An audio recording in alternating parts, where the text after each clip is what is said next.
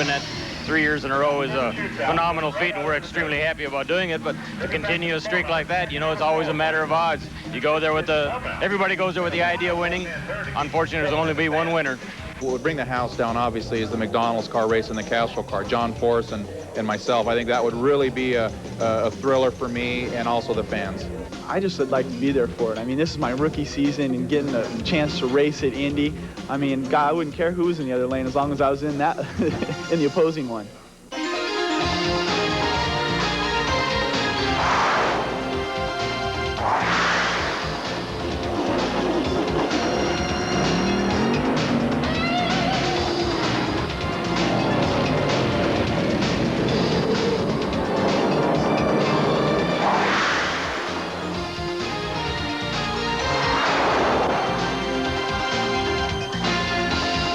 As you saw at the top of the show, those were the thoughts 1 week ago of Warren Johnson, Cruz Pedregan, and Larry Dixon. They must have been looking into the U.S. Nationals crystal ball. Hi, everyone, and welcome to Speed Week. I'm Bob Jenkins. The 41st edition of the biggest event on drag racing's calendar is now in the history books. And for the event crowd of over 158,000, it was a weekend of perfect weather, track record speeds, and some upsets. Our Dave McClellan took it all in. Dave? Thanks, Bob. We'll begin with the Funny Cars Jumbo Dash for Cash that some thought would be a preview for Monday's final. Looking to duplicate his feat of 1992 and 94, Al Hoffman staged against Cruz Pedregan for the $100,000 to win Big Bud Shootout. Hoffman eked out a better reaction time, and really the race was decided by halfway. Just barely missing the 300-mile-an-hour mark, Hoffman took his third Big Bud Shootout victory, earning the largest single-day purse in NHRA history. But on Monday, Al became a round one victim when tire smoke left him closer to the start than the finish. That's Mark Oswald advancing. With Hoffman gone, it was a predictable trip to the finals for Mr. Consistency Cruz Pedregan and points leader John Force. Pedregan got his dream matchup and lane choice. The fans were treated to a first-ever U.S. Nationals showdown between the two. Force got the better reaction time with a 462. 400 is perfect, but Cruz was able to stay in the power deeper and longer, posting the fastest speed of the weekend, an incredible 304.67 miles an hour, and now he can add 1995 as his third U.S. Nationals title in 4 years. We'll hear from this happy group a little later.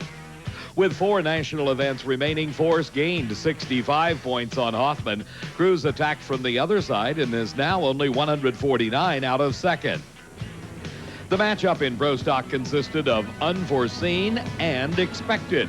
First time ever finalist Lewis Warden survived a day alongside Yates, Powick, and Smith, only to see 3-time and defending Warren Johnson in the near side lane of choice.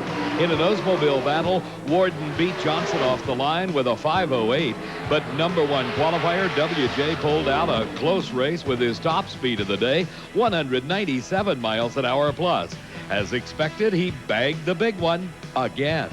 Well, 4 times in a row, that's absolutely unbelievable considering the track record we have at some racetracks. But I'll tell you, we're awful happy to win this thing, not only from the fact that it's the U.S. Nationals, it gives us a little bit of a cushion on the points. It's not an insurmountable cushion, but it's better than nothing. You may be wondering, where is Jim Yates? He broke in round 1 and therefore suffered an 81-point setback. Kurt Johnson, who lost to his father in the semis, is still holding on to third. You hate to call it a Cinderella story in Top Fuel, but it was a storybook finals meeting between rookie Larry Dixon and 1994 Rookie of the Year Bob Vandergrift Jr., making his first appearance in 1995 with a new sponsor. Vandergrift lost lane choice by only 1/1000th of a second to Dixon. Bob got the quicker reaction time and had the lead at mid-track when suddenly mechanical problems set in, his chute popped open, and he could only watch Dixon fly by. Don Prudhomme's protege won his first U.S. Nationals 30 years to the day after the Snake made his first championship strike at IRP. He was pretty wound up. I mean, he was. It was cool to see how thrilled he was. He's been coming to Indy for 30 years now, and to be able to win, it was good for the whole team. It was good for him, and he made a comment that, you know, he won the first time he'd come there, and that I got to do the same thing, so that was pretty cool. Dixon took full advantage of Coletta's first-round smokeout, and Corey Max lost to Mike Dunn in round 2 to continue in a 4-man race. Dixon also became the first in this group to win a U.S. Nationals title.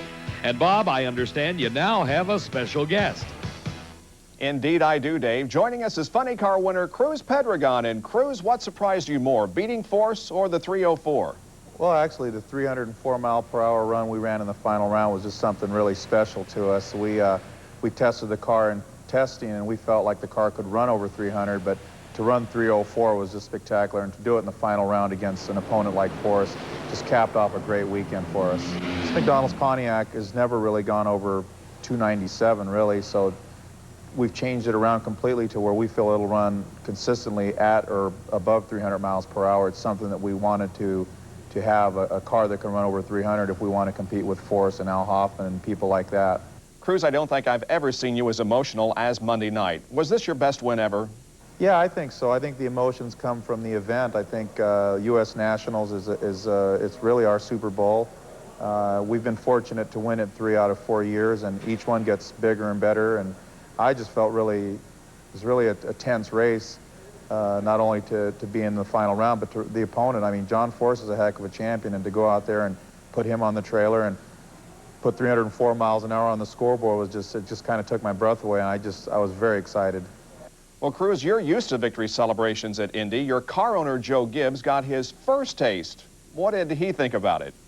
Well, it was exciting, obviously, for the whole team to be in winner's circle there at the U.S. Nationals, and to have Joe Gibbs involved his first year, of course, and to win the biggest race of them all was just an honor for us to be a part of this whole team.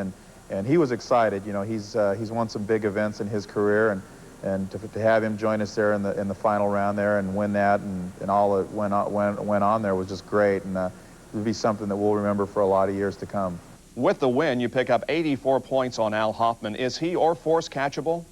Yeah, I think right now the championship is kind of shaping up to be exciting. Unfortunately, I think John Force has got a really big lead right now. We're not really looking at, right now we're looking at winning races and just finishing up the season really strong. And if we can pass Hoffman to finish in the second spot, hey, that would be great. But right now, our goal is to maintain this consistency, hopefully run some more 304, maybe 305, maybe even faster. I think the key right now is just win races, and that's what we're going for.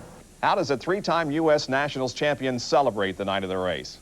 Yeah, we had a celebration afterwards. We went out with Joe Gibbs and his entire family, and Don Meredith and his family, the team manager, and and all of our guys. And it was really I couldn't sleep that night. Actually, it was just one of those. I was on such a high, I could not sleep. And but that's what happens when you really get up for an event. It's kind of hard to come down off of it. But it was a great day for us, and we hope we can have some more successful days like that coming up. All right, thank you, Cruz. When we come back on Speed Week, we'll have the celebration from another Labor Day tradition.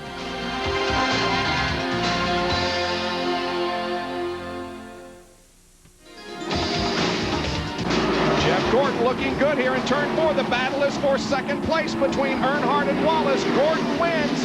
Earnhardt finishes second. Rusty is third. Chevrolet clinches the Manufacturers' Championship. Jeff wins his 6th of the year, his 8th of his career, his 7th Super Speedway win.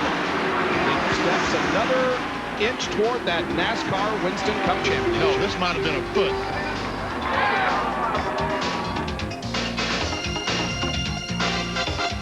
Welcome back to Speed Week. Due to the length of last Sunday's Mountain Dew Southern 500, most of you did not get to see the Victory Lane celebration. Well, here's what Gordon had to say about this important win. That's Darlington, man. We found out what it was like to survive this place, and I told everybody, and everybody's been telling me, if you can just survive, if you can be there, you can be in contention. And I didn't believe it. I mean, we had to fight from so many things. I never thought once we got behind, even when we were running second or third, I said, man, we just don't have the car for them today, guys. But that just shows you, the caliber of communication on this team, man. It's awesome. I tell you, Darlington victory in my record book is #1, buddy. Although Jeff didn't gain much on Earnhardt, Marlin, Martin, and Musgrave all lost valuable ground with 10th, 33rd, and 22nd place finishes respectively.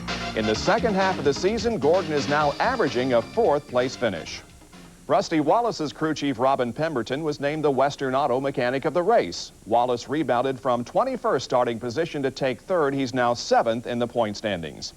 Jacques Villeneuve is still waiting to clinch his first PPG IndyCar championship.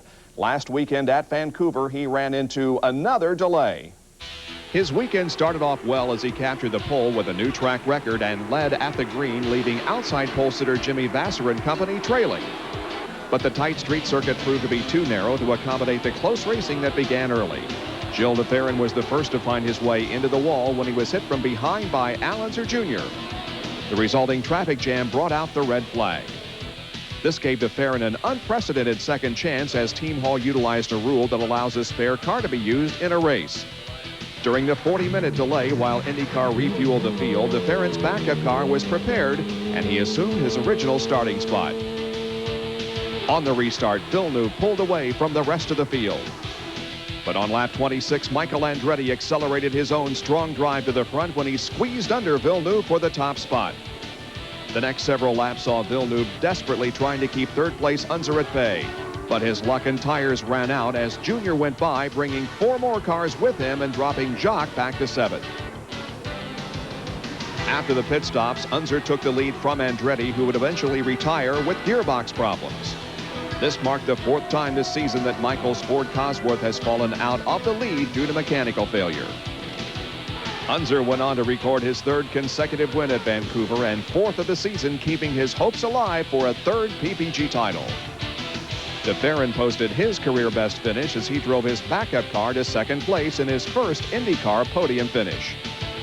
The day didn't turn out as well for Villeneuve. Because of transmission problems, he finished a distant 12th, forcing him to delay his championship celebration to the last race this weekend at Laguna Seca. Unser's Portland appeal will be heard the week of September 18th. No matter the outcome, Villeneuve can clinch at Laguna Seca with a finish of 6th or better. But he isn't happy about the wait. Well, it's annoying. I think it's stupid anyway that there's an appeal that goes on for 4 months and that it keeps everybody waiting, not only us, but all the guys that are fighting for 2nd position and so on. And it's a little ridiculous. It's not very professional, but, you know, that's the way it is, and we'll have to fight into Laguna. On Friday, Newman Haas Racing announced that Christian Fittipaldi will join the team for 1996. Christian finished 2nd behind Villeneuve at Indy and currently leads the Rookie of the Year standings. He will team with Michael Andretti. Another Labor Day tradition is the Soda Chevrolet World Championships held in Crandon, Wisconsin. Our Marty Reed spent his holiday there. Class 4 action was non-stop excitement as Steve Kelly took the early lead with Jack Flannery in 2nd, Rob McCachran 3rd, Jeff Dorr in 4th. But Flannery ran into trouble midway through lap number 1, giving points leader McCachran 2nd place. Kelly appeared to be unstoppable at this point. That is, until a rock flattened a tire. McCachran took the lead, and then a showdown with Jeff Dorr began. Dorr, 2nd in the points behind McCachran by 11, passes McCachran. Then on the final lap, they touch, and Dorr cuts a tire. McCachran gets back around, and instead of leading by only 7 points with 1 race remaining, the pass and victory gives McCachran a 15-point margin. In Class 8, Walker Evans thundered to the lead, and he never looked back. The 54-year-old veteran from Riverside, California led wire to wire to clinch his 2nd straight True Value Pro Series Class 8 championship crown and the 19th championship in his long career. Finally, in Class 7S, Art Schmidt played the waiting game to perfection. As Jeff Kincaid took the early lead, Kincaid, though, runs into trouble over the tough Crandon layout, losing all his oil and handing the lead to Johnny Greaves. Greaves and Schmidt were tied for the points lead coming into the event. But Greaves' Toyota would go up in smoke as he lost an engine. And from there, Art Schmidt was never challenged, and he takes a 15-point lead with 1 race remaining. That event coming up in 2 weeks in Oshkosh, Wisconsin. For SpeedWeek, I'm Marty Reed. Thursday night, the NASCAR Super Trucks attracted almost 45,000 fans to Richmond International Raceway as Terry Labonte in the DuPont Chevrolet took the lead from the pole position. But it didn't take long for fellow Winston Cupper Jeff Bodine to take over the top spot through the halfway point as Labonte dropped back through the field. Just after the midway break, Scott Lagasse was tapped from behind, sent spinning, and was hit in the front by Walker Evans and then in the rear by Butch Miller. Amazingly, no one was injured, but Lagasse was done for the night. With less than 10 laps to go, Ron Hornaday was trying to hold off Jeff Bodine for second as the two made contact, sending Hornaday spinning out of contention. That set up a shootout between Bodine and Labonte, who had come on strong after the break. In super truck fashion, the two were side by side coming off turn 4, but it was Labonte who was able to win by a nose for his first super truck victory of the inaugural season. And now here's Dave the King Wilson, who's got all the Labor Day short track action. Dave? Thanks, Bob. Angel Park Speedway was the site of the final Badger midget racing event of the season. All eyes were on the Blue 99 of Billy Boat, who was looking for his 13th straight midget victory. Local driver Randy Fiscus was leading the 50-lap event until lap 30 when Kevin Doty passed him coming out of turn 4. A few laps later, a flat left rear tire put Boat out of the race, ending his win streak at 12. Doty held off Randy Cook and Scott Hatton to pick up the win. The World of Outlaws continued their West Coast swing last weekend in Northern California with 3 nights at Calistoga Speedway. Friday night's A-Main had trouble getting started as Andy Hillenberg got upside down and into Steve Kent. Emery Gray comes in late also and gets upside down. Everyone was okay and Hillenberg was able to restart. On the restart, Lee Brewer gets loose on the backstretch. Steve Coelho had nowhere to go and drilled Brewer, sending him upside down. Brewer was okay, but Coelho suffered a broken shoulder. Later, Randy Tyner and Andy Hillenberg got together in almost the same place. Luckily, no one else became involved, and Tyner was able to restart. Dave Blaney passed Jack Hodenshaw on the last lap and was able to hold off the Wild Child at the finish. But that was nothing compared to Saturday night when Blaney battled Steve Pinzer for the lead of the feature as the two split Ronnie Day's lap car in turn 3. The Buckeye Bullet made it stick as he held off the King by less than a half a car length at the finish. But Kinzer came back to win the finale on Sunday. Going into Saturday night's Hoosier 100, Tony Stewart was second in Silver Crown points with a chance to become the first driver to win 3 USAC championships in one season. That may have come to a grinding halt with this crash with Tice Carlson in the last chance race. Both drivers were okay, and Stewart was able to find another ride, but engine problems sidelined him 16 laps in. Johnny Parsons set quick time and sat on the pole for the 43rd Annual Classic with Tony Elliott alongside. JP got a fast start and led the first 16 laps until losing an oil line. Upon retirement of the Hoffman entry, JP handed the lead over to Elliott for the next 10 circuits. Next to lead was Chuck Gurney, subbing for Stan Fox in the yellow number 9. Just past the halfway mark, rookie Dave Darlin passed Gurney for the lead and held on to record his second win of the season at the Indiana State Fairgrounds, earning him a $10,000 bonus from Tony George. On Monday, the Champ Dirt cars headed west to Illinois for the 100-lap feature at the DuQuoin State Fairgrounds. Donnie Beechler started on the pole, but it was Johnny Parsons who led the 30-car field into turn 1. Parsons led until lap 23 when Chuck Gurney went on the outside of JP in the first turn to take the lead. But Gurney developed an overheating problem and he eventually retired from the field after 36 laps. That gave the lead back to Parsons, who led the rest of the way to pick up his first Silver Crown win of the year. For Speed Week, I'm Dave the King Wilson. Our Gary Lee is up next in the Speed Week newsroom with all the latest news and qualifying results. Gary, what's the word from Richmond? Thanks, Bob. For the last time this season, the Richmond International Raceway will host a Winston Cup night race, and a 5-time winner at the Virginia Fairgrounds track will have his 3rd pole position of the season. Although well off a track record, Dale Earnhardt gets the prime starting spot for Saturday evening's event. He'll go for the bonus points early because right next to him is leader Jeff Gordon. Gordon, along with teammates Schrader and Presley, are looking for their first Richmond victories. Great qualifying effort for former 2-time Richmond winner Dave Marcus. Rusty Wallace set the race record here back in 1992, and Bobby Hamilton is the top qualifying Pontiac. Darrell Waltrip leads all active drivers with 6 wins, but in only 11 of 69 Richmond events has the winner come from outside the top 10. Not making the top 20, Terry Labonte, who has visited victory lane here in the last 2 consecutive races. In provisional qualifying for the Grand Prix of Italy, David Coulthard set the pace with a lap time of 1 minute 25.5 seconds over the redesigned 3.57-mile track. 3 corners of the famed Italian circuit have been modified to make it slower, safer, and shorter. The Indy cars got in their provisional time session for their Sunday season finale at Laguna Seca. The quick qualifier thus far is Teo Fabi at just under the track record at 113.012. Gugelmin, Villeneuve, Ribeiro, and Herta will have another time session tomorrow to try to better Fabi's speed. And finally, IndyCar Chairman Andrew Craig has addressed the criticism leveled at the sanctioning body's time frame to settle the Team Penske Portland appeal.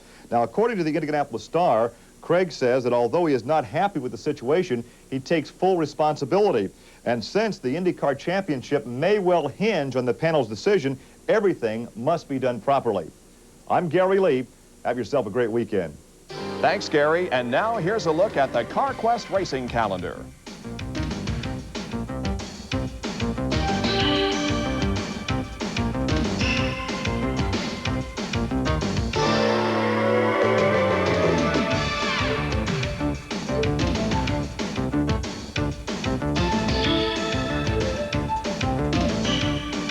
For all your auto parts needs, you'll find it at CarQuest. Before we go tonight, we have highlights of one of the worst races we've ever seen. Our ESPN2 Saturday Lightning crew invited some of the NHRA staff and stars to have a go in the Mini Cup cars. Big mistake. Dragsters Tommy Johnson Jr., Corey McLenithan, Whit Bazemore, and Casey Spurlock were participants in the NHRA Mini Cup Challenge at the Major Taylor Velodrome. Rounding out the six-car field were ESPN's Dave McClellan and Denny Darnell, the NHRA's communications director. Mini Cups, which are 13-horsepower half-scale Winston Cup cars, were quite a change for drivers used to racing in a straight line. It took less than one lap to find out that they were downright dangerous for non-dragsters McClellan and Darnell. Look at my boy, Dave McClellan. McClellan way too high. He takes the big lead. Look at McClellan on the high side. He's flat standing on the gas. We almost have to root for the announcer to win the race. Oh, my goodness. My goodness. McClellan gets all tangled up. I believe it was Denny Darnell on the low side there, and they throw McClellan up on the high side. A look at the crash from McClellan's in-car camera shows Darnell's car actually climbing over the front end of McClellan's. Dave Mack was also hit by the 3-car of Spurlock. There were more fireworks on the restart. This time, Spurlock and Bazemore made contact, and the two drove up the banking. That's Bazemore dragging a bale of hay under his front end. In the best interest of everyone, the race length was reduced to 5 laps, with Tommy Johnson Jr. taking the much-awaited checkered flag in front of Corey Mack and Dave Mack. After Denny ran over the front of me and I restarted and I realized it would steer and it'd still run, I said, my God, it's getting cold in here. And then I realized there's no front end out there. Way to go, Mack. And that will do it for tonight's show. We'll see you next Friday night at the regular time, 12:30 a.m. Eastern Time, 9:30 Pacific. And we leave you with a last look at the U.S. Nationals through the lens of photographer Ron McQueenie. So long, everyone.